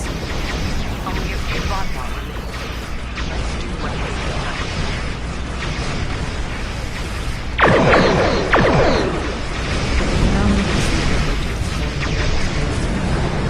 It stands as evidence that there is some small patch of common ground that exists upon which to build a bridge between the two cultures. Even their native collective name of presences a curious cross-cultural connection. I refer, of course, to the Undying from Roman mythology, the water elementals. Exactly, Undying from the Latin noun unbound, which means wave, and the Undying come from a place called fluidic space. But better known as the water elementals would call themselves unbound. Not to mention the fact that their efforts to integrate. Our DNA into their bodies resonate with the base of the could gain a soul only by giving birth to a human child. Couldn't it be a simple case? We once believed in the plenitude of similar humanoid society across the galaxy is merely the work of coincidence, too. We now know better about the technology of but we're digressing. To the Borg, the Undying is simply another nameless, numerically designated species. Yet another potential assimilation and a prospective new notch on the collector's record. And to us, or rather to Janeway, the Undying, they were merely the bargaining chip that Janeway used to get her ship and her crew home from deep Delta Quadrant space a little more quickly than might have been possible otherwise. No wonder the Undying learned to feed us as much as they have over the years since then. Forgive me, Professor, but didn't you warn me not to anthropomorphize the Undying? I acknowledge that there are limits to scientific objectivity. It's part of being human, I suppose. And remember, it's not as though the Undying are learning about being human, given the number of times they've infiltrated Federation worlds over the past couple of decades.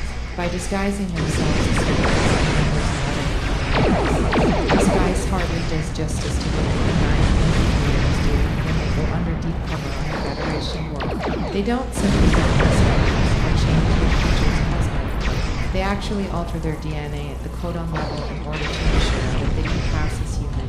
That's no mean feat, this little understood retooling of their own densely developed, three-stranded DNA to make it compatible with the much simpler two-stranded play. Despite all the difficulties involved, the imposture is usually so perfect as to be virtually undetectable. Now then, let's discuss what's going on here. Judging by the company you're keeping, I guess it involves some unorthodox operations. What mischief has Sub-Commander Sahan dragged you into? And how can I extract you from it? Ah, Commander Tuvok. So glad you could join our little fishing trip today. Mischief is an operation aimed at discovering the location of a hidden Vaadwaur base. We were hoping to glean that data from one of the Vaadwaur ships we here. But, as you can see, they were quite indisposed. Permanently so, in point of fact. I see. Vaadwaur activity in this region is a growing concern. Finding this base is a worthy objective. How can I be of assistance? Very well. We'll set course for the first location on your list. Don't mind Commander Tuvok. She and I have a personal disagreement from another lifetime. Not the cleanest ending to this operation, but Tuvok can see what the Vaadwaur are up to in one system, while I take a look at the other. Yes, well, between us, I hope she finds nothing but an old toothless Vaadwaur merchant selling fat tribbles and fake Tranya. I'll take all the luck I can get. Comes in handy in my line of work. Thanks again for your help. Perhaps you and I can go fishing again sometime. Until then, may the elements watch over you.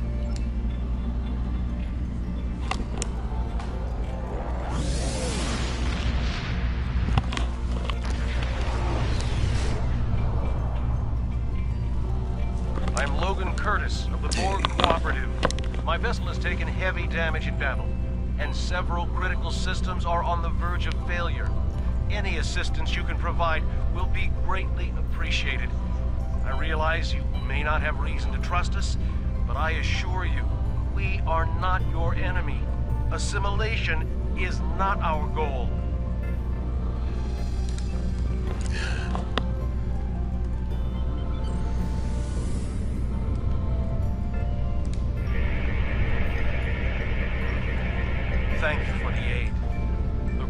Cooperative has tried to seek peace with Species 6339, but to no effect. They do not see that although we are Borg, we are free of the Collective's influence and wish no harm to others. Species 6339 ambushed us in this system. My vessel was equipped to deal with such a threat, but then the Vaadwaur happened upon our conflict, and the Vaadwaur see everyone as a target. They opened fire on all of us. Now there are damaged ships on both sides. We would aid Species 6339 and show them we are not their enemy, but we will need your help. Stay away from us. I want nothing to do with Borg collaborators. If you want to help, destroy those drones. If you're not willing to do that, then go and leave us in peace. Peace? Our species was nearly wiped out by the Borg, and now they seek peace? There is no peace with a drone. The will of the Collective remains in all of them, even if they claim to be free of it. Destroy them, and then we will talk to you about peace.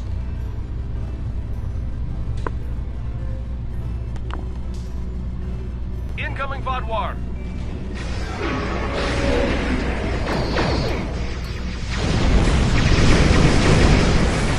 Except when the cooking or DNA which merely demonstrates that no plan not really means but perfection is the goal for the Borg originally. Body seems to be all that frightens these days.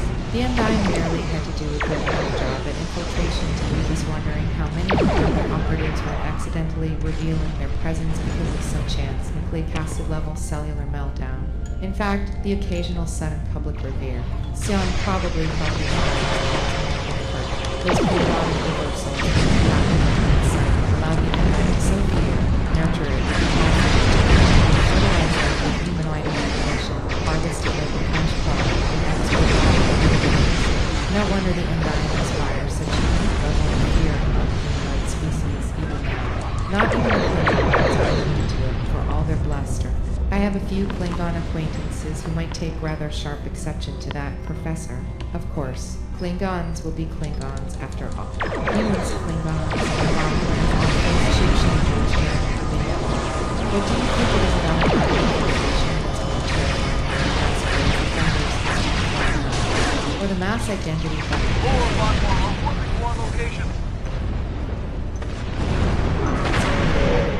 For that matter. It's true, we have endured this sort of existential terror before, thanks to the founders of the Dominion and to the Borg Collective as well. But those earlier, as assaults on personal True, the founders created a lot of people. During the years leading up to the Dominion War, which cost the lives of millions of Federation citizens and nearly a billion Cardiff people. But a Borg assimilation bespoke such a profound loss of identity as to be and the few founders that managed to infiltrate the only copy of Percy's posts. All it took was a single blood test to confirm. The Undying imposture is a very different thing. When the Undying steal a humanoid's identity, they take it all the way down to making the infiltration all but unacceptable. If I were part of the philosophy department, I might describe it as an almost literal theft of the soul. Or maybe, to put it in law school terms, it's a kind of copyright. You and the Cooperative helped us? Perhaps we were wrong. If the Cooperative is willing to fight against such odds. The Borg brought my people to the brink of extinction. Now the Vaadwaur are determined to finish us. If the Cooperative wants to unite against them, then our survival is more important than the past. We will require your assistance to recover our other ships in the area. Then we can make a stand against the Vaadwaur. We shall follow you to recover our allies. Infringement of the soul. This predilection with taking the only thing humans generally believe is indissoluble from existence. The notion of identity is what makes the Undying so even in the galaxy is I couldn't help but notice that we often refer to the Undying, even though there hasn't been a major incursion during the last several for years. You are very mysterious. I'm also on his new Cooperative professor, but thank you anyway. It sounds as though you're saying that you don't believe the Empire War is really over. Not for this collision minute. To Mardok, son of Earthon, Chancellor of the Klingon Empire and leader of the High Council from the planet Klingon Intelligence, show as battle group, Chancellor, I regret to inform you of the loss of the show as battle group. The crews fought with honor, sacrificing everything to send back to us intelligence about a new threat to the Empire. The image included in this missive is of the ship that destroyed the battle group. We know little about this starship other than that, and what we do know is due to the heroic actions of Captain Durakul and his crew. They died well, and I honor them. In its continuing investigation into the events of the U.S. supernova, agents of Imperial Intelligence have been looking into reports of incredibly advanced starships appearing in Romulan space. There must be some validity to these rumors. The Narada was a civilian ship. Nero was no war, and yet he defeated a figure on Irish stations. I cannot look in the faces of the mates and show them the bloody Klingon warriors and tell them that these great men are even if all the Federal Besides, this should not have happened. I will not rest until I have uncovered the truth. With the chaos enveloping the Romulan Republic worlds, entering Romulan space has become a simple matter of engaging our cloaking device. This is the perfect time to increase intelligence gathering, and I strongly recommend that the High Council authorizes more espionage missions. The more information we found, the more questions about the U.S. supernova and the destruction of the fleet. To this end, on the 5th day of the month of Suja, Emily Collins went on 1566,710, 12 Astros with Klingon Defense Force ordered to flip the Taga, and the kitting to find a space station known as the Forge. Reconstruction of the Narada's movements before Nero engaged the Klingon fleet has revealed that the Narada diverted to an area of deep space near Turei cruising and stayed for several days. It may have been clear that Nero acquired the advanced technology and weaponry that he used against Earth. Klingon Intelligence has known about the Forge for some time. There were many who considered the existence of a secret space station capable of equipping ships with its advanced technology and plotting to be little more than a child's story, but our experience with the Narada proved that it was possible. After 4 days of searching, the space station was empty. Its computer core had been wiped clean, but we did find information on the station that leads Klingon Intelligence to believe that the projects that the Forge had been home to were not abandoned. In addition, Captain Durakul reported that the Forge must have been working with Borg technology. The remains of a regeneration chamber were found in one of the laboratories, and the station itself had been outfitted with a central power matrix similar to those found on Borg cubes. It is reasonable to assume that it had been adapted to operate with Borg technology, and its creators have discovered a way to adapt that same technology to their ships as well. That could explain the incredible abilities of the Narada. General Work reported that the ship appeared to not only have superior weaponry and cloaking ability, but that it also came to be seen to appearance. Consulting with Captain Durakul, I ordered all 3 ships to expand their search to find the creators of the Forge. It was my hope that we would find Thank you for your assistance. definitive evidence that the Narada visited the Forge and used the advanced weaponry it acquired there in its battle with General Worf's fleet. It was during this search that the ships encountered an unknown vessel. It appears to be similar to a Romulan ship design, but was equipped with greatly advanced sensors. The unknown ship detected our vessel's enclosed fire and destroyed the Tagak before any of our captains had a chance to react. The Kib and the Kidding fought valiantly, but normal disruptors had little effect. The ship's shields regenerated any damage within seconds, and it appeared to have no power drain when cloaking. In fact, the ship used rapid cloaking to make cloaking as a combat maneuver. Unfortunately, the outcome of the battle was Durakul managed to deploy a beacon with his launch before the Kidding was destroyed, and it is how we have this image of the ship that annihilated the Klingon starship. May the crews of the Kib tie back Chancellor, I recommend further investigation on this mystery. It may not be the only one which can, and our fleets in the Tranopsar and Necrones Hall have a bunch of systems. It will require the efforts of many great warriors to defeat Capital. Jake Sisko, the Daystrom Institute of Technology Analysts. Galler, Roman 4. Captain Bruce Maddox looks as hard and lean as the sere, windswept desert landscape I can see through his panoramic office windows. His dark eyes have a watchful, vigilant cast, evidence of a highly disciplined mind. But that's not at all surprising. The man is one of the Federation's premier experts on artificial intelligence in general, and soon-type androids in particular. But mystery dwells behind his eyes as well. Although Maddox... Thank you for the unexpected aid. We need to recover one more ship. It should be close. Resumed his duties as the Daystrom Institute's chair of robotics several years ago. Following his sudden and still unexplained departure, he gives the impression of wishing he were someplace else. When he smiles, it seems forced or perhaps rehearsed, almost the mannerism of an android who's had to be carefully coached through the niceties of human social interactions. During some of the more difficult... It's a trap. The Vaadwaur will be here at any moment. You must retreat. The Cooperative will not leave you defenseless. Phases of our conversation, during which he seems to study me inside.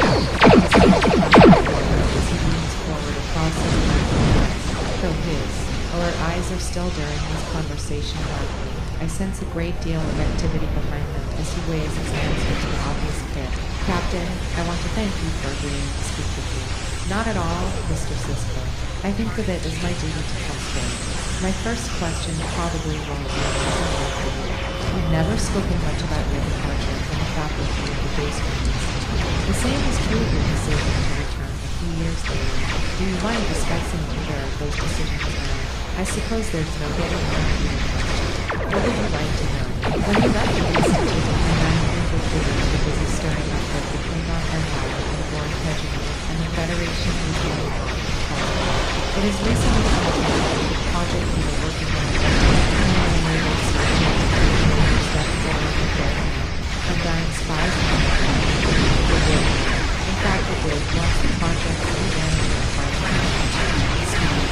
I'm proud of the Admiral participation You certainly have a right to be proud of that. You and your team made the democratic mission algorithms that made it possible to expose and manage calculators despite the demanding operations that would assist in software development.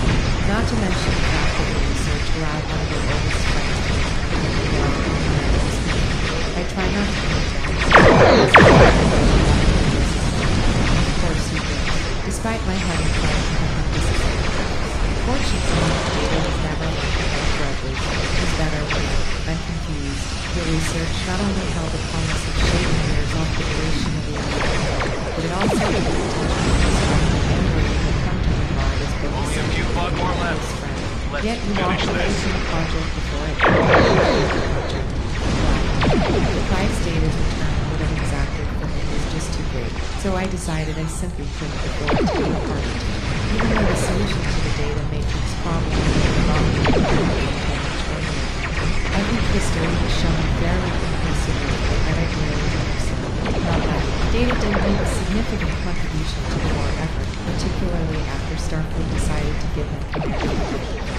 It's just that the Undying and the had anticipated to be protection of the project. You conceded, but you didn't know any of it yet when you decided to leave the Daystrom Institute. What happened? I suppose I changed my mind when I realized since I tried to get data dismantled for study, as if he were nothing more than some kind of technological curiosity, changed by the danger posed by the Undying. As far as anybody knew back then, they might have been anywhere, even inside the Daystrom Institute. I think it was my initial encounter with data that changed me, or at least put my feet on a certain path. My resolve that Data was a person rather than chattel possession only got steadier after he volunteered to begin helping me study his positronic neural networks, all in spite of what I had tried to do. No, the Undying didn't change at least not in any way I could attack. But I suppose the war did test my determination never again to cross certain methodologies that I hadn't even been able to see 20 years earlier. After you left the Daystrom Institute, one of its affiliate organizations, the same foundation and on the project, offered to move some of your old research projects forward. How did you feel about that? I had pretty mixed feelings. I suppose I was disappointed that my former staff had been researching tasks so soon after my departure, and that others had had to then sweep them to rescue me. And I was definitely concerned about what was going to become of P4 after he left the Baseline Institute to live out on his own. Was that because he had seen I never begrudged anybody the right to work with me.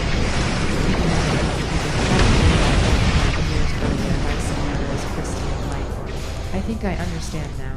You had come to regard B4 as a sentient being, like Captain Data. Frankly, I don't think there's any other way to see him. He had embarked on the very same voyage of discovery that Data had undertaken, a personal quest to become more human than he was. He just kept a lower profile along the way, which was to be expected since he wasn't serving aboard the Federation's flagship, and because everyone seemed to regard him as something less than Data was. Data's cognitively impaired, emotionally stunted sibling. It just never occurred to us that his silences might have denoted something other than dullness or vacancy, or that he might have been quietly pursuing his own unique path to humanity, all the while reading our databases in the hopes of someday becoming and after whom this incarnation of humanity and his silicon-based brethren. Before accomplished all this right under our noses because we dismissed his potential. We mistook the meditative for the mind. You make B4 sound like a savant genius, but I'd never heard of him showing any sign of high cognitive achievement. At least nothing comparable to Data's scientific and technological skills, say his ability to play the violin. Certainly, B4's programming is far less sophisticated than Data's despite the entire library of internal knowledge will print and all the databases, having been uploaded to a few years earlier.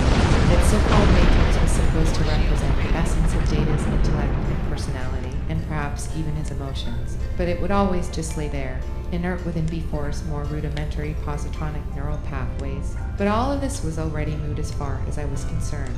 I was out of the loop at that point, and B4 was no longer my responsibility. There was nothing more I could really do on B4's behalf, other than maybe the Federation Court, accusing them of insensitivity to the civil rights of artificial intelligence. But you opted not to do that. Why? It would have been different. First, I'd probably forfeited any legal standing that might have come up. And second, this information had already been part of what presented ostensibly to emancipate holographic intelligences from the programs they'd been shackled to. That would have been hard to square with any accusation that they'd been suppressing the we regard holographic beings as deserving of legal personhood, as we do before. Yes, if they can pass the Turing test, and they get to know the exist. Now if you're thinking about getting rid of physical and asking me about holograms, I don't know whether again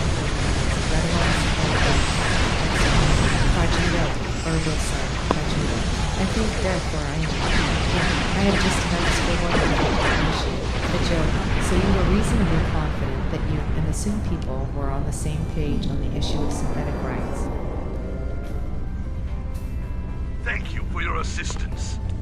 It will take some work, but my people must see that these Borg were victims of the Collective, just as we were. If we hope to have any chance of rebuilding the Octanti civilization, we will need allies. And those alliances can only flourish once the Vaadwaur are defeated. I believe we have taken an important step toward a truce with Species 6-3, with the Octanti. I think we have more in common than we realize. I'm not reading any Vaadwaur craft on sensors. We'll handle things from here. Thank you once again for your assistance. The Cooperative will remember your goodwill, and I suspect the Octanti will as well.